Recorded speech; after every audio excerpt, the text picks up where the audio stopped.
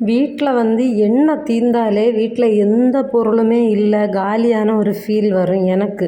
உங்களுக்கு பர்சனலாக எந்த பொருள் இல்லை அப்படின்னா கிச்சனில் போகும்போது ஐயோ திங்ஸ் தீர்ந்து போச்சே அப்படின்ட்டு ஃபீல் ஆகும் அப்படின்ட்டு கமெண்ட்டில் சொல்லுங்கள். நான் கடலை எண்ணெய் வாங்கி அதில் ஊற்றி வச்சுட்டேன். ரைஸ் பிராண்ட் ஆயில் தான் வாங்குவேன். இந்த மந்த் கடலை எண்ணெய் வாங்கியிருக்கேன். எல்லா எண்ணெயும் மாற்றி மாற்றி வாங்கி யூஸ் பண்ணணும். இந்த 2 பாட்டில்லையுமே தேங்காய் எண்ணெய் வாங்கி ஊற்றி வச்சுருக்கேன்.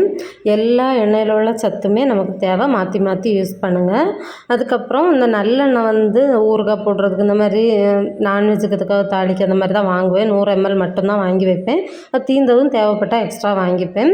நெய் 200 ml பாட்டில் வாங்கி வைப்பேன். 200 ml அப்படி இல்லைன்னா 500 ml வாங்குவேன். இந்த ஃபெஸ்டிவல் டைம் அப்படின்னா 500 ml வாங்குவேன். இந்த மாதிரி தான் வாங்கி நான் யூஸ் பண்ணிகிட்ருக்கேன்.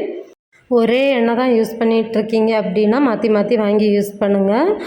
தேங்காய் எண்ணெய், கடலெண்ணெய், நல்லெண்ணெய் மேக்ஸிமம் இந்த 3 எண்ணெயுமே சாப்பாட்டில் சேர்த்துக்கோங்க.